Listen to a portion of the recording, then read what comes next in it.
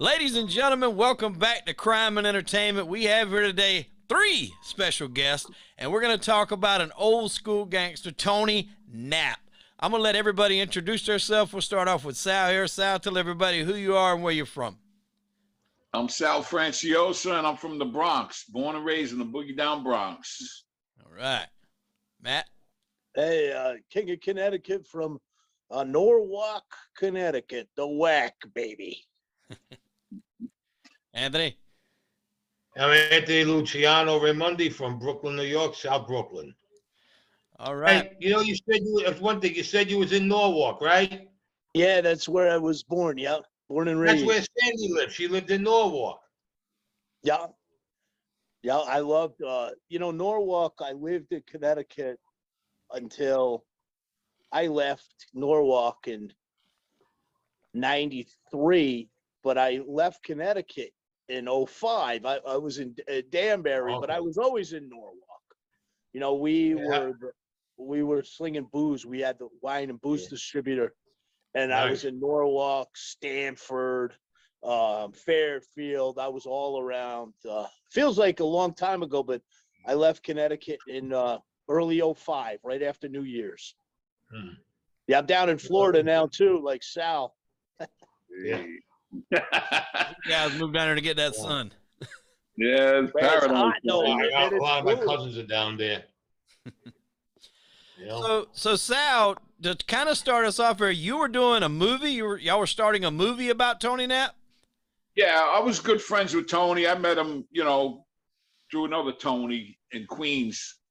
And I was doing a lot of movie projects at the time. So Tony asked me to help him out, see if I could come down there and help him get his movie done. And so he wound up hiring this guy to do the trailer for the movie. But I was going to be part of, I was in the trailer of one of the heads of the five families. And so we did the trailer, but the guy that did the trailer did a shitty job and kind of ripped them off. But that's another story I can tell you about later, make you laugh. There was some, I met him again in California, but it was just weird how that happened. But yeah, so we were going to do his movie. We're trying to get it done. I kept telling him, Tony, let me shoot this. I have all the guys. We had the best crew together in New York, to do mob movies. That's what we were doing. We were doing them one after another. We did like 8 of them. So, I really wanted to shoot it for him, but he just kept fishing around for somebody else. And then he found that guy and did the trailer, and then it just never happened. Okay. Guy ripped them off, right, Sal? He ripped them off, yeah. He ripped them off. Now, Gave him a bullshit trailer. Matt, correct me if I'm wrong, but you did Tony Knapp's last interview, right? Yeah, I had a show, Yeah. Wade, I used to fight MMA, and I had and managed a lot of guys, and I had a show out of Chicago with a guy out of Chicago with the morning show host Brian Snow years ago, and I, like Sal, I knew Tony well. Tony was actually really close to a close relative of mine, and Tony had so many great stories. Of course, Tony goes back so many years, man. And I'm not a big fan of talking about all that kind of stuff, but Tony, I mean, you're talking about stories like the story he has about Frank Sinatra getting tuned up and having to get his teeth fixed, and he had to take Tony to the dentist. He had to take Sinatra to the dentist. Just great stories like that. And the stories about his dad. I mean, my God, they were like living history, man. So yeah, he had our show was all fighters, but see, a lot of people don't realize Tony Knapp was a fighter. Yeah. Tony Knapp was a boxer. Tony Knapp was a boxer in the military, and a very good one. And then Tony Knapp boxed pro, and his dad didn't want him to box, right? So he boxed under the name Tony Rio. And he had a number of pro fights. So we had to tie in with the fights. And this was before people were doing movies or interviews with, guys from the life. Mm-hmm. And so we had Tony on, and it was kind of different for Brian. Brian, black guy, basketball player, great guy, great call the Cubs games, knowledgeable about sports, but he knew nothing about the stuff we were talking about. And I was glad to do that for Tony, because at the time his wife was actually dying in the hospital, right? Laura, yeah. Laura was sick, was dying. And he had written a chapter about her, in his book. So it was a pleasure to do that. That final interview was the final interview, I believe, before he passed away, and it was really a pleasure to do it. And talking to Sal about this movie, and Sal's got a little more to that story about this scumbag in California that ripped Tony off and all. I think this is a movie that guys like Tony, Tony Raimondi, would be great to be in. And Sal, that's why I had the idea for Sal does a lot of movies. And just to let you guys know, Sal did a movie that I helped him promote with, at the time, the top 3 female UFC fighters. He had Misha Tate, he had Holly Holm, and he had Chris Cyborg. The joke it was all the girls that hated Ronda Rousey. If you remember Ronda Rousey.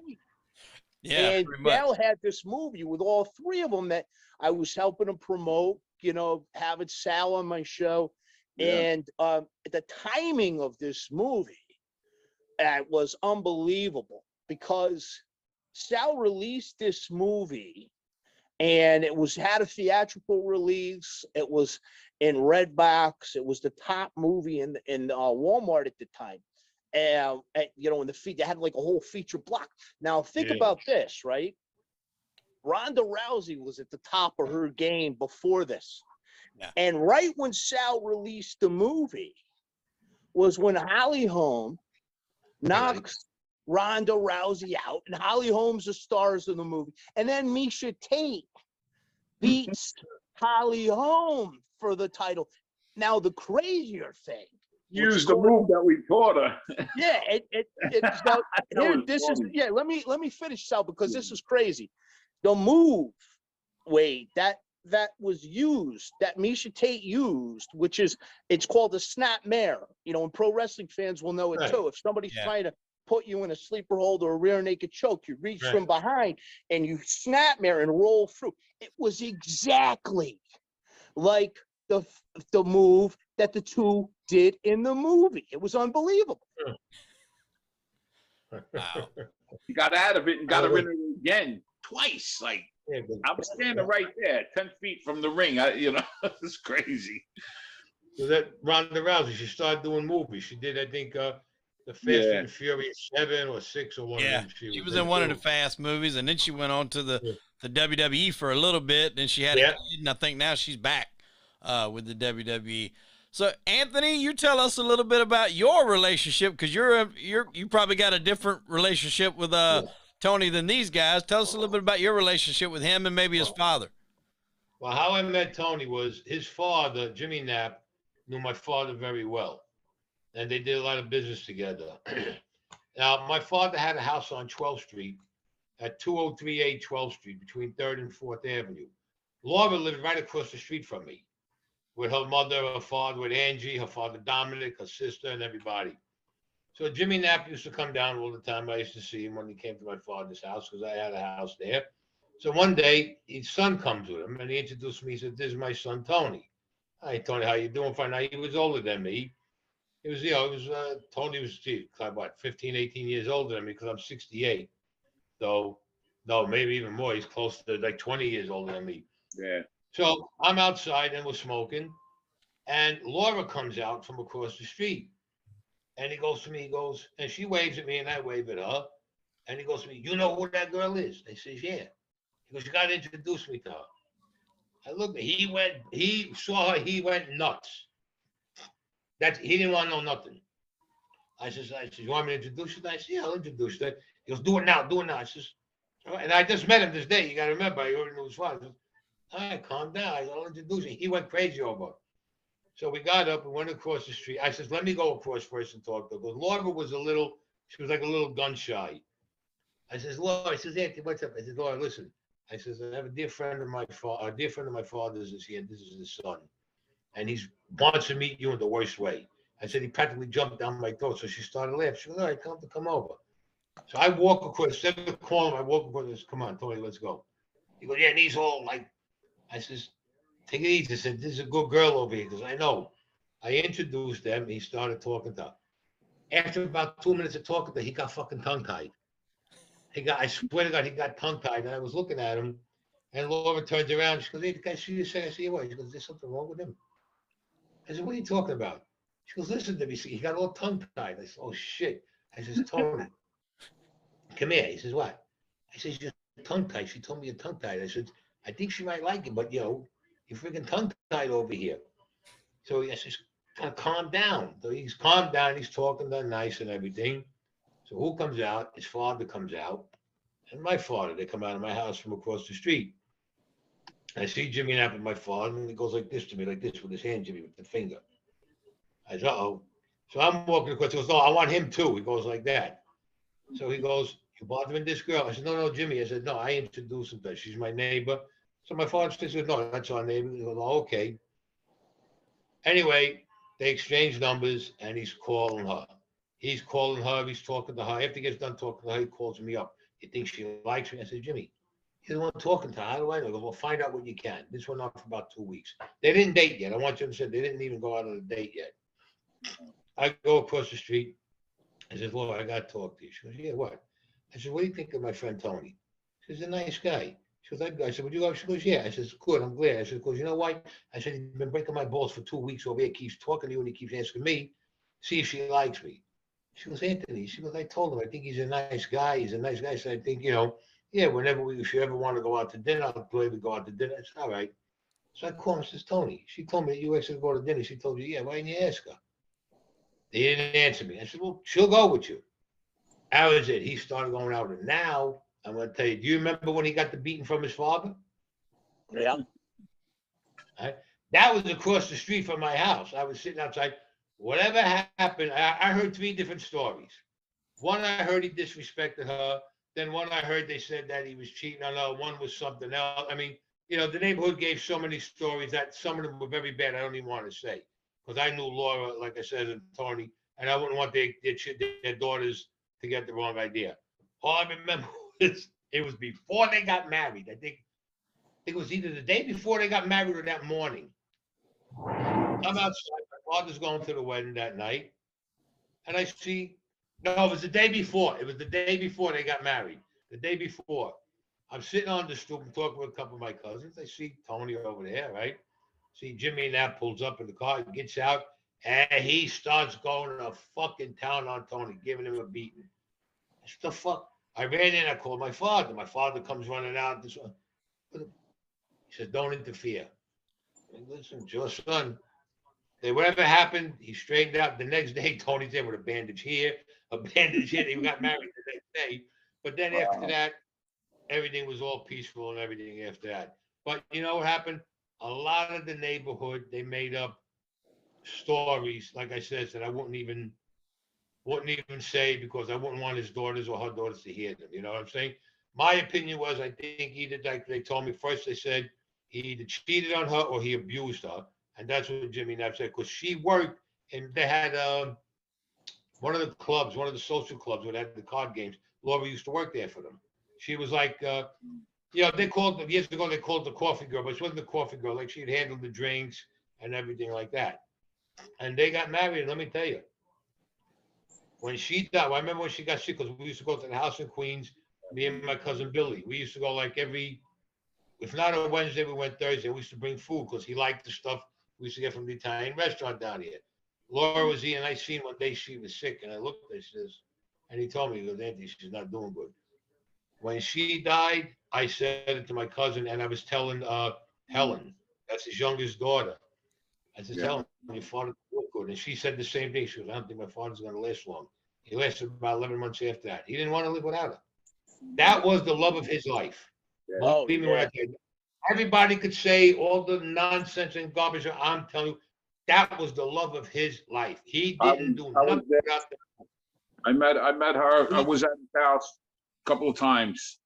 And Laura she was a sweetheart. Yeah, she was cool, really nice. And Laura, she was unbelievable, this woman. She really was.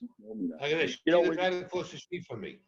Yeah. But I Tony, gotta tell you guys, when we had Tony on, Laura was in the hospital, and our old show was all audio, so I actually found the audio and I posted it, so I could send it to you, Wade, so you can actually hear it.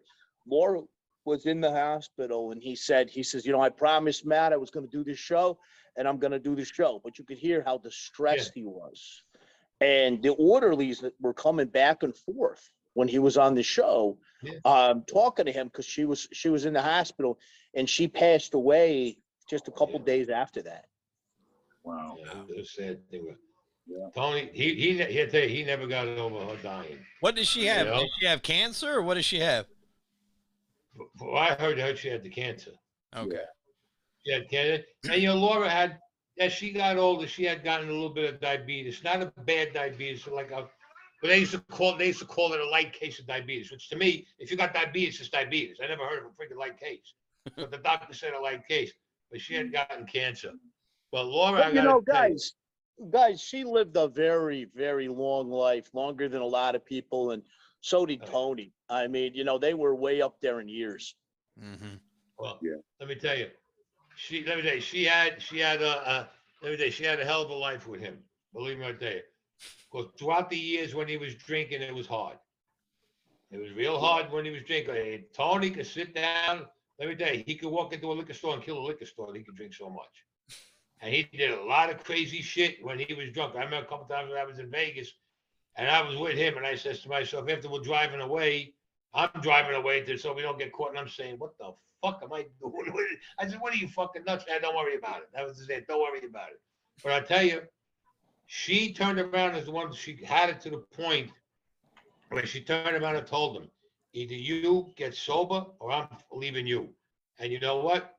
That day that she told him that, he never touched a drop. Up until the time he died, it was about maybe close to 30 years that he didn't drink. But she told him that. She said, otherwise, I'm leaving you. She goes, if you love me, you stop it right now. Otherwise, I'm leaving. She told him point blank, I'm going. And she meant it. And you know what? He never drank after that night. He did a lot of work with the veterans too, Tony. He helped a lot of the veterans out. Sal, how old were you when you met Tony? Me? I met him about 15 years ago. Okay. So I'm 65. I was in my 50s. Okay. Actually, about 50, 53, 54. Because his other friend, Sal Franciosa, they were he had the script for the movie Spaghetti Park. And it was about the park right near Parkside. And I was trying to do that movie with him also. So that's how we got started. I went to meet Sal, and he actually had lived the whole script to me, standing in the park. Yeah, telling me the whole script, and then I brought him downtown to meet a couple of people that were in the movie business, and they were in awe when I brought him there, and he was involved with Joe Tornatore, who was in The Sting. He was the one that killed that girl. Yeah, right. So I had a lot of shit going on with them, and we almost got it done. And then Tony died, and everything just stopped. Sal, tell the story. What happened Mike in California? What's that? Oh, I was going to tell you. Mike Salenti? Mike Salenti from where? Salenti, yeah. He was Gumbaras with Tony, because he passed away a couple of years before Laura. Yeah, I met him. You remember Castle Harbor? Yes. Sheepshead Bay. Mike used to own that, and he used to own the Cosmopolitan Lounge in Staten. He was with this guy. Right. I was introduced to him through that time because he was a good guy. He was a good guy, Uncle Mikey. I met a lot of people through Tony, but it was briefly, What was your question, Matt? Sal is and Tony's too great storytellers, and Sal's a great storyteller. Sal, tell that story about what happened when you were in California, how that guy shit himself. Oh my God, this is unbelievable. My wife she was, I was living in California, Long Beach, and she wanted to take some classes, an acting class. So she kept telling me, why don't you come and see what I'm doing? I'm taking these classes, come and sit in on it. So after she asked me a couple of times, I gave in. I said, all right, let's go. I'll come with you. So I get up there, I go up into the class, and I'm looking at this guy that's the teacher, that's doing this whole thing with them. And I'm looking at him. He had long hair, and he was, he looked like a little, like Indian type. You know what I mean? The skin, olive skin. And I'm looking at him saying, he looks familiar, but I can't place it. I just can't place it. He kept looking at me, and I kept looking at him, but then he turned away. And for some reason, I asked him, I said, do you know Tony Knapp? And he turned white as a ghost. He turned white as a ghost. He says, yeah. I said, Mustafa? And he goes, yeah, because he was using a different name. I said, you're Mustafa. He says, yeah. I says, oh. And then he shit his pants. I mean, now he doesn't, because he knows that I was close with Tony. Yeah, Tony, yeah. Yeah, so now every time I went back there, he couldn't take his eyes off of me. As a matter of fact, he had a couple of people come up there to try to deter me from getting me out of the class and go hang out, you know what I mean, somewhere else. Yeah, it was weird, man. He didn't know if I was gonna give him the business. Yeah, exactly. Oh, that shit was funny, man. Sal, you want to do this movie? Which one? Yeah, I would love to do. I would love to finish. I would love to get that script and get the right screenplay, right? We could do it, man. I told Tony that a long time ago. At the time we had all the guys in place because we were shooting a lot of mob movies, and we still could get them together. They're still doing movies, There, I got all my people still there. Yeah. I want to do Spaghetti Park. I would love to shoot that. That's a fighter movie. That's a boxing movie. Sal Franciosa wrote that, and it's like a Rocky movie. He stood there. Me and Anthony, my friend Anthony, I did a lot of movies with. We were standing side by side, and Sal was standing there telling us the script from beginning to end.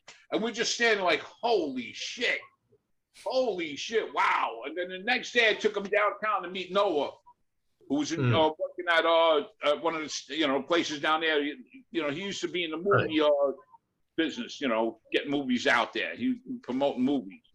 They're still shooting down there in Brooklyn right now, right? Willie DeMayo's shooting Graves End down there. Willie DeMayo. I know Willie DeMayo. Right. That's what I'm talking about. I can always reach out to him. I mean, this movie's got to get made. It shouldn't sit on the shelf.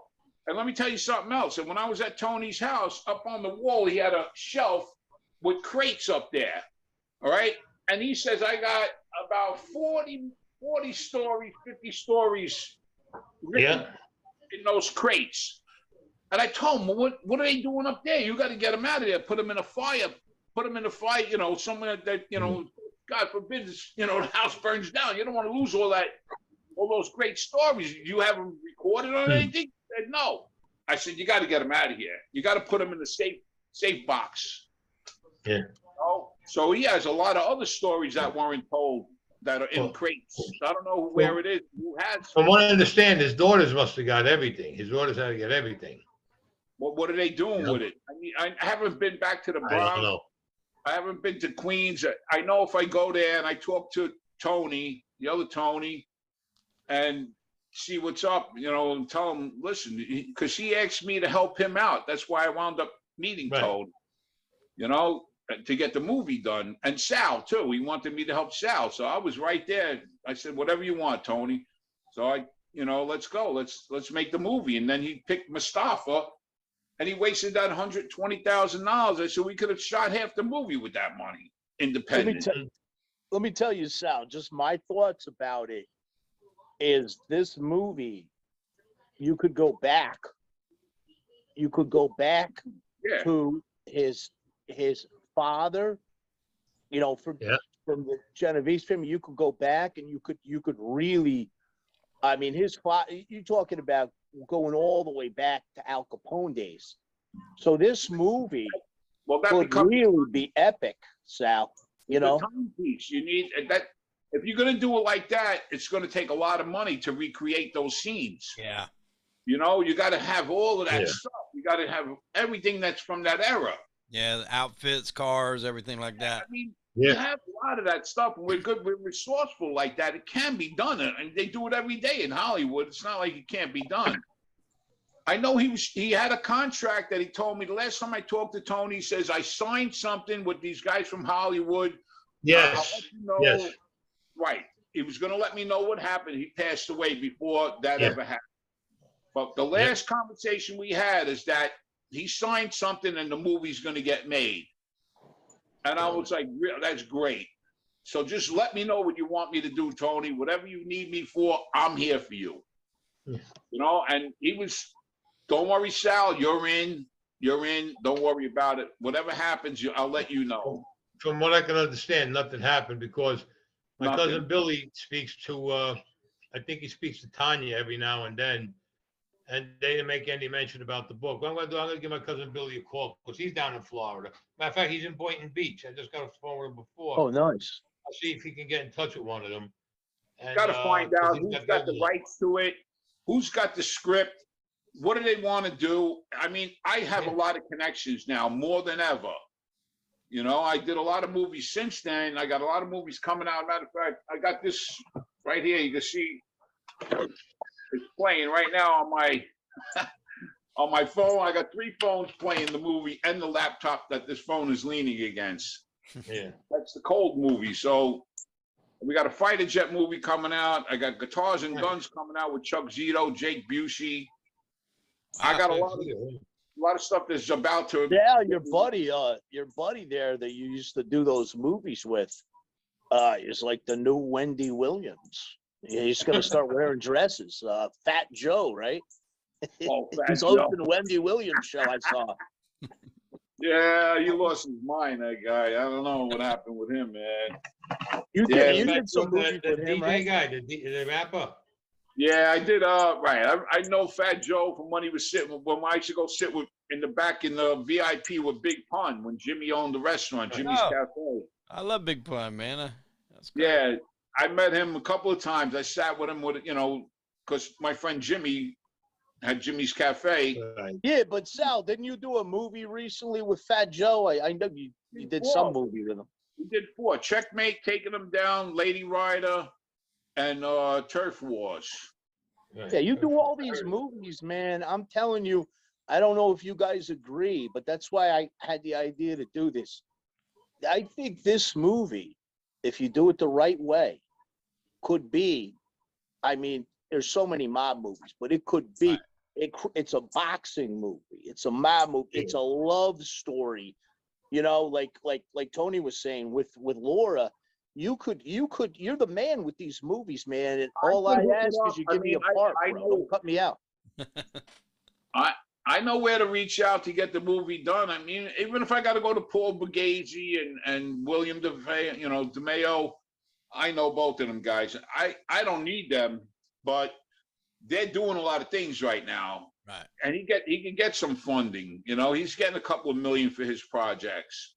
Well, to Matt's point there, that's good because, like you said, it's not just a mob movie. You got the boxing element, you got the love story, so you've got a little something for everybody. Even if somebody's not into mob movies, you've still got a little something for everybody there to enjoy this flick. And Tony being the type of guy that he was, meaning Tony Knapp, I agree with Matt 100%. This is a story that needs to be told because not a lot of people are, abreast of how much of an important guy he was. Historical movie, man. You're talking about going back. Tony Knapp had stories. It could be better. It could be better than the Godfather movie. All right. From what I understand, the stories that Tony sat and told me for hours. For hours. I mean, I was just sitting there like, wow. I'd be shaking my head like, holy shit, Tony, man, let me do this. I begged him to let me do the movie, but unfortunately, He wanted to go for Unfortunately, the big deal. I mean, like Spaghetti Park, Joe Tornatore passed away trying to get $10 million to make Spaghetti Park. He died chasing that money to make the movie. Meanwhile, we could have did it low budget and got the movie out already. So before Sal passes away, I hope he's okay. I haven't spoken to him in a long time. I did want to make the phone call and find out, where are you? Get me the script, Sal. Give it to me. Let me do this friggin' movie already. You know what I mean? Put it in my hands. If I can get Spaghetti Park done and make a few dollars on that, we could pump it right into doing Tony's movie. You know what I mean? Because this movie's going to take millions. That's going to be like a 10, 15, $20 million movie. right. And if you go to Hollywood and tell them you want to do a timepiece for less than 10, $20 million, they'll look at you like you're nuts. Yeah. You got to ask for 100 million. You know what I mean? If you're really serious, if you want to do something like that, you got to I need 100 million to do this project.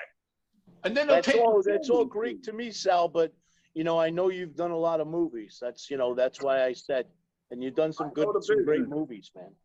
Yeah, well, it can be done, and I would love to see it done. It's something that I would like to see done before I check out. But I'm 65 years old. I'm not going to be around forever either. You know what I mean? We stay around for as long as we can. What's that? We stay around for as long as we can. Exactly. While I'm still up and breathing, I want to get shit done. I mean, I would love to. I'm older than you. I'm 68. You're right there. I'm right there with you. I'm older than you. I'm 68. Tony, when I was doing my book, Tony's the one who told me to get it registered with the Library of Congress. Because once I did that, if you believe that, 2 people tried to rob the story. And I was already registered with the Library of Congress. Yeah. And one of them, and I'll tell you, was Hatchet, the publishing company. They were trying to rob it, but I was already registered with the Library of Congress. I had a big deal. I had a big thing with them in 2019. Well, before somebody gets their hands on Tony's story and tries to bang this movie out, we should try to grab it and get the rights, and let's get something from her. If we could get something signed to give us a chance to work with it, that would be good, because then I could shop it around. But I need something in writing so I can present it. I gotta call my cousin Billy tonight and see if he's got even Victoria's number. Because I think Victoria might have the say-so out of all the sisters, because she's the oldest one. I'm not sure. Who's in charge of the fan club? I see. Is that her? That's the daughter, right? That was what's her name? Tanya was doing something with that. Right. I don't know if Victoria was doing something also. But Helen was always at their house every day. Every time we went there, Helen was always there. Out of all the sisters, she spent most of the time at the house over there, because she was the youngest one out of all the kids. What happened to all the rest of all the rest of those catalogs that he had, all the crates with the stories in them? Where did that go?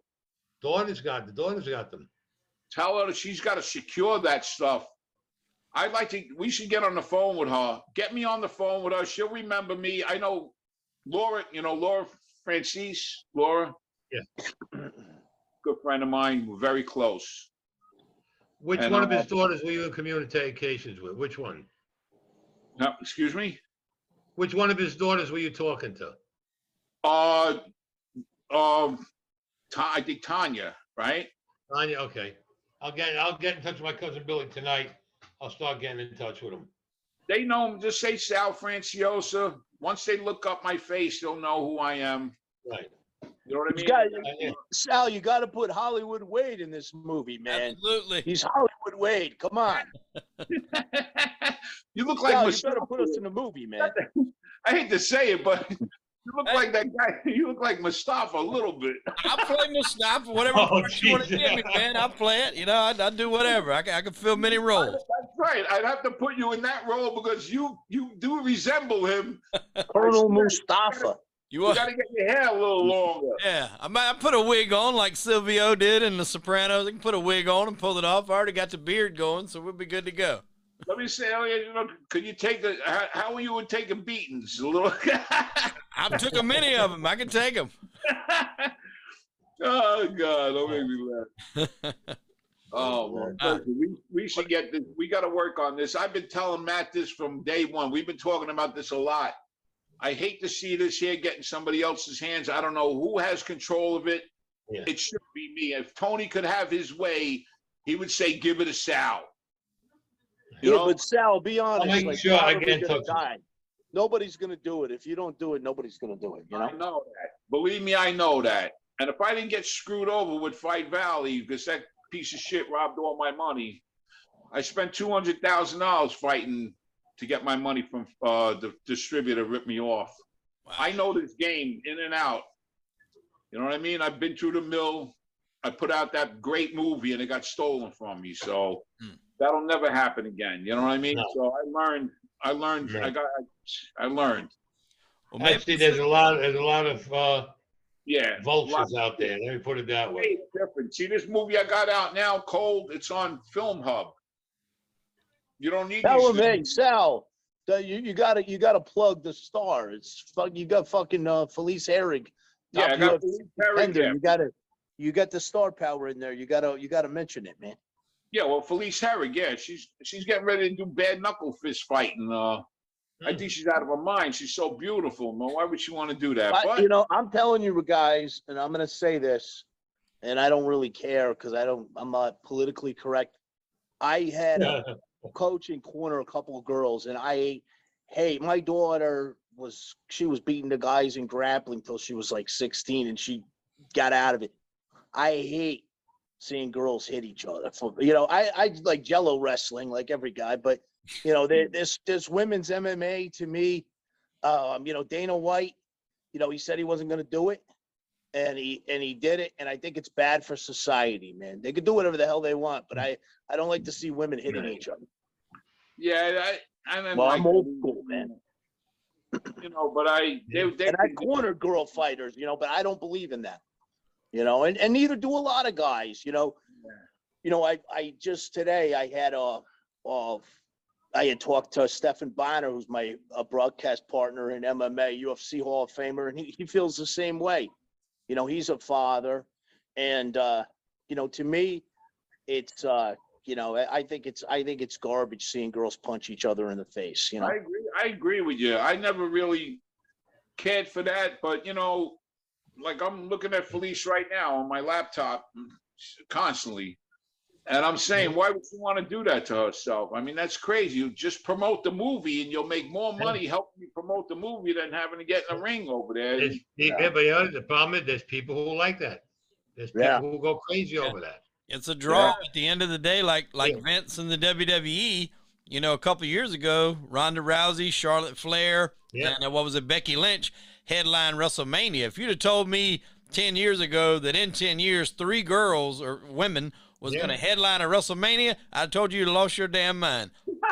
You know, it's see them wrestling. I really would rather see them wrestle than me too. I'd rather any day see them wrestling than fight. Jello, like he said, Jello wrestling, oil wrestling, and mud wrestling. Right, mud wrestling. Exactly. That we love that. I don't want to see their faces punching. And my cousin's daughter, she's going to do the same thing. She met Felice Herrig when we did the Cold movie, and she was a little chunky, but she was working out. And now she wants to get into the MMA stuff too. They became best friends. Just tell them don't run up against Amanda Nunes anytime soon. Yeah. Let me give a shout out. You're talking about women's wrestling. Let me give a shout out to a girl I was just talking to. She's coming on our show down at the law firm. Is Jenny Neidhart, and what the hell's her sister? Jenny Neidhart is smoking. Got to check her out. Is that Jim's daughter? You know her. Jim the Anvil Neidhart's daughter, not the one that's in the wrestling. I want to clarify. There's the one that's in WWE. She's beautiful too, Natty. Yeah. But I'm talking about her sister Jenny. Oh my God, she's gorgeous. And we're gonna have both of them come down. You know, I had Lady Renee from WWE come down and whip me. Mm-hmm. That was fun, and I serenaded her. I sang her some Elvis. I seen it. She pulled you with that damn bullwhip, wasn't it? Wasn't that? Yeah, she whipped me. No, she hit me 3 times with that thing. I seen that. Yeah, I seen that. Yeah. So, did you put vitamin E on the scars? I'm trying to get her to rub them. You know, and I'd love to get Tony, you know, down. we've had some guys, from the life come down. I've known Larry Matza for a long time. I had him come in. I had John. People love him or hate him. I had Johnny A come down. John Ali come down in the studio. I know Mike Dowd. He's a old corrupt cop. I had him come in the studio. So I get guys, from I get guys from the life to come in. We don't care. We're a law firm, but we're Berman Law Group down in Boca Raton, the mouth of the rat. Okay. Well, I can tell you guys personally a couple weeks ago, and Matt, I think I told you this. I went up to New York to do another show, but I went up a day early to hang out with Anthony, and he took me and my pal that done a lot of the photography. He drove us all around Brooklyn, showed us the sites, where things happened, where things took place. We got it all documented. I'm actually putting that together as kind of a podcast from a car, basically. I'm putting that together now as we speak. He took us to dinner, and, I was like, especially as high as gas is these days, I said, drove us around for 3 hours. Let me pick up dinner.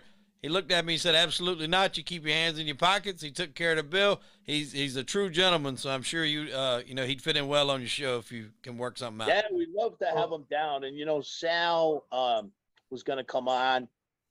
We want to get Sal down. We're taking we're kind of ahead, I should say, on episodes. We got a lot that haven't been released. They have, I should say I host that podcast, but it's a law firm show. It's used as a tool to promote for personal injury law. We put the ads in. We got it with John Elite's channel. I got it set up with him. We got hundreds of thousands of views. We're right down there by Valuetainment. They had us in the studio, me and Evan Golden. My producer, Evan Golden, he was star of Ivana Young Man, Ivana Trump's show, who just died.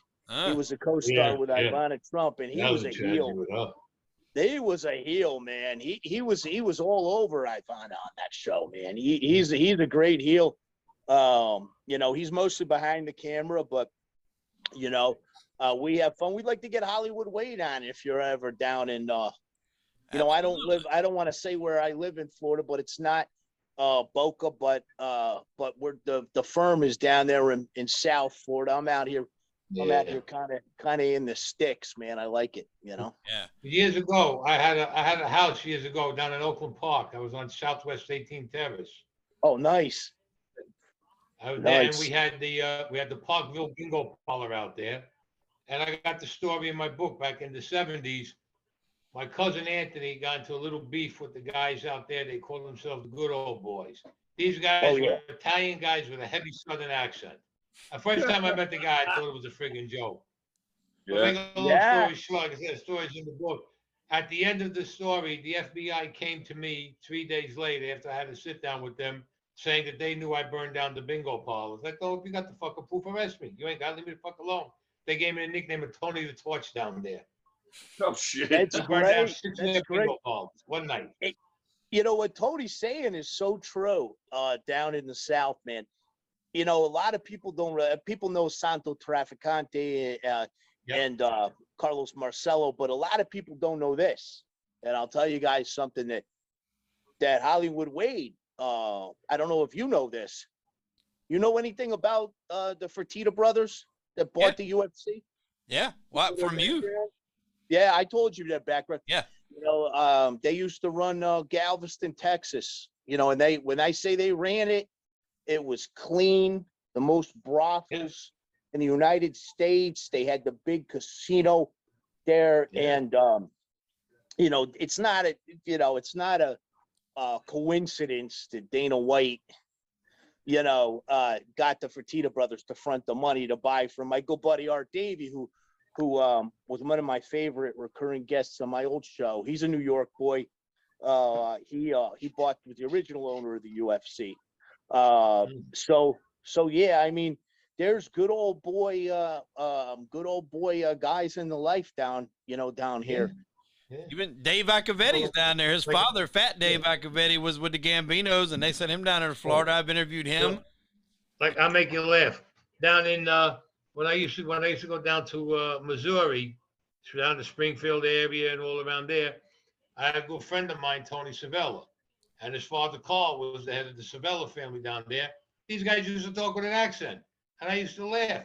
But Tony got out of the accent years later. He got out, but and Uncle Bo, I used to talk to Uncle Bo, and I used to tell him, "What the fuck is he saying?" I said, "He ain't talking Italian," but his accent was so heavy. But they were all Italians. But they were the wise guys that were down there. Yeah. I used to laugh when I used to see this guy. I understood Carl. That was the boss. That was Tony's father. I understood Tony because Tony's accent sort of changed. But Uncle Bo had the heaviest, we want to call it Midwest Southern accent. When he would talk, and then when he started talking Italian, forget about it. I didn't know what the hell he was saying. I thought he was talking Chinese. I'll tell He you, was you funny know, though. that's funny. hilarious. You know, I'll tell you guys something that I've said before. What with Larry Matza is so true. When you get outside, there's something that's and you know, people might take this the wrong way, but there's a misconception that you'll hear guys like Michael Franzese say when they say everybody's either dead or in prison. That's complete bullshit. Because throughout the country, there's a lot of guys, and I can name you guys that have made a lot of money and died with a lot of money that did little to no time. You know, that's just the reality. You know, it's bullshit. Like the Philly guys and the New York guys, or the guys that, you know, get wrapped up the most because it's the more high profile. You know. Yeah. Yeah. No, I'm sure that there's guys that, you know, didn't relish that limelight like some do. You've had your guys that just love to get in that limelight, like your John Gotti from, you know, New York. Obviously, what was his name out there in Philly? Joey Merlino. Yeah, he was down here. Yeah, he's down there now. Joey's in Boca. Joey was in Boca. Yeah. Yeah, The restaurant down there. He was always in the newspapers. Yeah, little Nicky Scarfo. I mean, you know, but always I'm in the sure in there was those guys that prefer to stay low key. They had their rackets, they had their businesses. It brought in a good income. They You're didn't the need smart to be in. Yeah, the smart ones, exactly. Yeah. Hollywood Wade, that's most of the guys. You know, most of the guys that done well, you're not going to know their names. Yeah, Right, you know? exactly. You said it exactly correct, man. But that was when I interviewed Dave Accavetti Jr., his father, Fat Dave Accavetti, who, like I said, was with the Gambinos. When I was doing my research, I couldn't find shit. And I was just like, that lets me know that your father was a smart man, because if there's nothing to find, then by and large, you stayed out of the limelight and you stayed out of jail for, you know, most of your career. It's supposed to be a secret society going back to Sicily. Yeah. No more. Yeah, not anymore. Forget that. Now they're bringing guys in because either you're going with the nephew or you're going with the aunt, the uncle, the cousin, or whatever. I heard stories that they made a guy in prison. Who the fuck? You don't make a guy in a prison. And they made it stick when he came back to New York.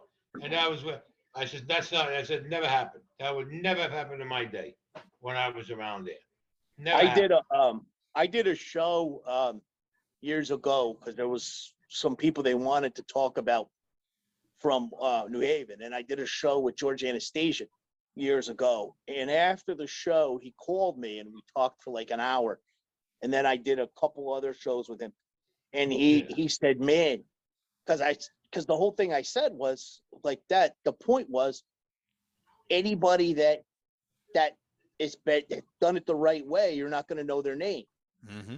And Anastasia, you know, he's covered the Philly mob, you know, for so long. Philly mob is showy. I mean, those guys are out there, you know, they're showy. I'm not telling anybody, you know, to do or not do anything. I'm just saying that the reality is not what Michael Franzese says. Absolutely. Let me tell you something. I made quite a few videos a while ago because I listened to Mike. I knew Michael's father, Sonny, and he was close to my father and my uncles. And he always used to come to TN's house. He had a guy who used to drive him, and he had the van where he opened it up and he had the thing that slid down that he could come down on his wheelchair. Michael said a lot of different things, and I says that's bullshit. And I say that the reason why I said it because I was there. When I did what was it, Vlad TV, they asked me, would you go against Michael Franzese in person? I said, definitely, set it up. Never happened.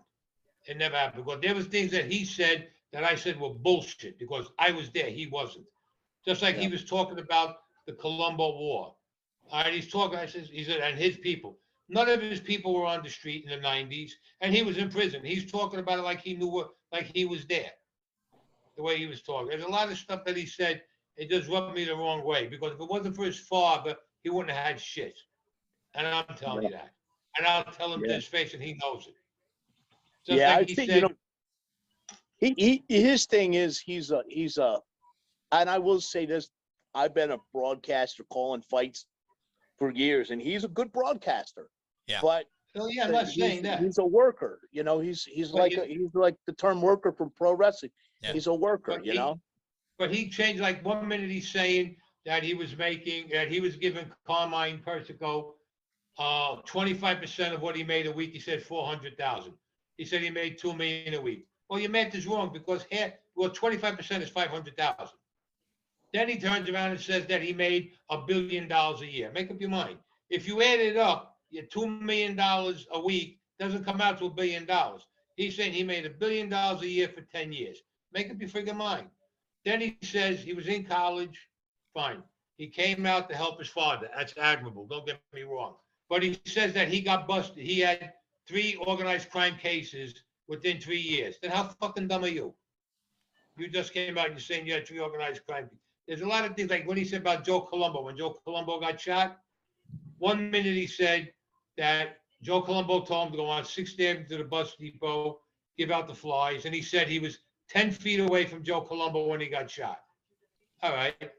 Another video, he says, yeah, I was there. Joe told me to go somewhere on 6th Avenue and give out flies, but I was 50 feet away from him from when he got shot. So is it 10 feet? Because 10 feet and 50 feet, it's a big difference. You're looking at 40 feet you're talking about. Make up your mind, Michael. I mean, he did have the gas rationing thing. I'm not going to deny him that, but that was all put together from his father and them. Then he's saying he had 300 men under his command. Now, let me tell you something. I knew Carmine because I was in the diplomat line. All these guys want to open up their mouth and talk about me, but I tell them I was in the diplomat on Carroll Street and 3rd Avenue. And there was Ali Boy Persico, Jerry Lang, my cousin Mac, Scappy was off. All the guys were there. Carmine hated 3rd Avenue. We used to go to his house on 11th Avenue to see him, or we'd meet somewhere else. If Michael Francis had 300 men under his command, as he said, one or two things would have happened. First, they would have either took it away from him and they would have gave him a percentage, or they would have whacked him. Because they would say, if you got 300 men under your command, you could come against us. Well, come on, let's be serious. I mean, the guy made a lot of money. I'm not going to say he didn't, but don't say exaggerate. Like he said, he was with Greg Scarpa, and he used to come down to 3rd Avenue with Greg Scarpa. I never saw Michael come on 3rd Avenue with Greg Scarpa. Another video, he says, well, I really didn't like the guy. We were both captains, so I put up. So make up your mind. Which is it? Which is it? Because I was there, Michael. I met Michael. I tell everybody I met Michael twice, meaning I was going into Monty's, Andrew Russo. I had to see Andrew Russo. He says, oh, Anthony, he called me Pluto because that was my nickname. He says, Pluto, this is Michael. Michael, this is Pluto. Hello and goodbye. That's all it was. Another maybe 3, 4, 5 months later, I'm coming up out of Monty's. We had something to eat. I see him, hey, Mike, hey, Pluto, and that was it. Everybody say, oh, Michael don't know you. You said you were friends with him. I never said I was friends with him. I met him twice like that. That's all it was. But I knew his father. I knew Sonny real well. Sonny knew my father well, and he was close to my grandfathers and everybody else. A lot of things he says, he flip-flops with, he changes. Yeah.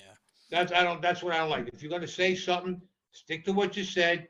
This is it. And then fine. But don't keep changing it to your convenience. Like he says, if you're gonna be a wise guy, you gotta fly under the radar. Did a whole interview with that. Next interview, he says, yeah, when I was on trial, I told the DA, you got to go Long Island. I'll fly you with my helicopter. You can take my yacht. So make up your mind. You're saying you got to be under the radar. And over here, you're saying, make up your mind, Michael. Come on. Seriously, which one is it?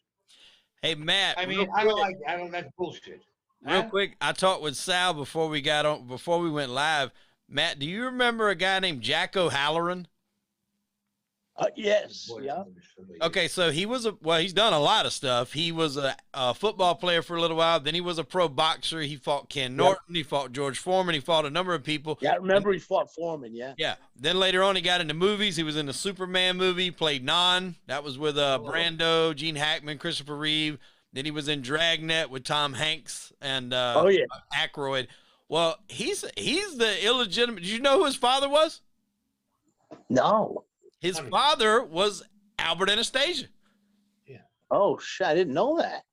I just did an interview with him 2 nights ago, and I'm telling you, it was fantastic. Like, I wasn't expecting to get into everything we did, but I mean, we talked a little bit of everything. We talked everything from Kennedy assassination to Marilyn Monroe to JFK to his time in the movies. I mean, it was a wonderful interview. But yeah, he wrote a book, and he's got it out. It's called Family Legacy, and he's writing a part 2 to it. And he said he's already been optioned to turn in. They were going to do a movie, but they said there's so much content they're going to have to do a series on it. So hopefully that's amazing. That's another great one, man. Yeah. Well, you know Roseanne Scotto, right? You know who her grandfather was, right? Oh yeah, of course, yeah, from the Tony news. Anastasia. So, That was her grandfather. yeah. Well, he must have got And around. you know that what's her name? Melissa Russo on Channel 4. Yeah. Her father was Andrew Russo, who passed away a couple of Andrew months Russo, ago. yeah. From You the know, Colombo family. Yeah. You know, Scotto, her father Yeah, Tony. made a lot of he made a lot of money with the unions. Of course. Yeah, He I married mean, the boss's daughter. yeah. You know what I'm saying? He married the boss's daughter. Of course He they'll did take it care the of right it. way, man. You know, they have that restaurant in New York that and of course she's been on the news, but people don't realize her father. I didn't realize who his grandfather, but I know that he made a lot of money with the unions. I didn't know how that tie-in worked. Looks like Anthony may have cut out there. Yeah, I got to get going too, guys. Yeah, I do too. I got another show coming up at 7:30. So we'll go ahead and wrap it up. But look, hopefully we can get something going with this. Raimondi can make a few phone calls, and Sal, if you want to, I'll send you a friend request on Facebook here, and then I can put you and Anthony in contact, and maybe y'all can get something going. Hold on. Can you hear me? Yeah, I can hear you. I don't know why the freaking computer just went out. That's fine. Well, Anthony, we're actually about to go ahead and wrap it up. Matt's got to run, and I got another show at 7:30. But I was saying that you get in contact with who you were talking about, and then I'll connect you and Sal, and then maybe we can get something going on this, because I think it's a story that definitely needs to be told. I would love to pick that up where we left off, man. I would love to see that movie get I'll start made. plugging into my cousin tonight. Both of them. Yeah. Thank you, guys. Sal and Tony, thank you, and thank you, Hollywood Wade. It's a pleasure meeting you guys. Thank you. Everybody, man. Peace. All right. See you later, guys. Bye. Take care.